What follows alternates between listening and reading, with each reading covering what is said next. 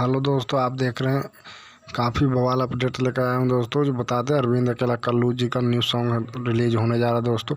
उसका first look teaser out कर दिया गया था, आज ही रिलीज हुआ था दोस्तों। जो काफ़ी बवाल लुक में टीजर नज़र आया दोस्तों।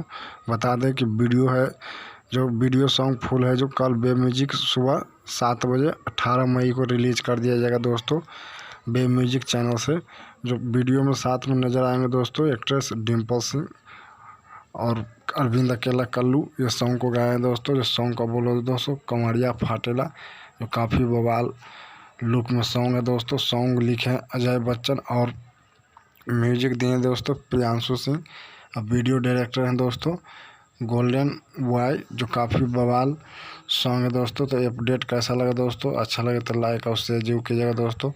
कुछ कहना चाहें दोस्तों तो कमेंट के जरिए बता सकते हैं दोस्तों। हमारा अपडेट कैसा लगा दोस्तों? वीडियो सॉन्ग सुनने के लिए कितना एक्साइटेड है दोस्तों, मुझे कमेंट के जरिए बताएं दोस्तों। नया है दोस्तों तो हमारे यूट्यूब चैनल को सब्सक्राइब कर लीजिए दोस्तों, ताकि हर वीडियो सबसे पहले पहुँचे दोस्तों। फिर मिलते हैं एक नई वीडियो नई जानकारी साथ दोस्तों। सुबह 7 बजे रिलीज हो जाएगा सॉन्ग।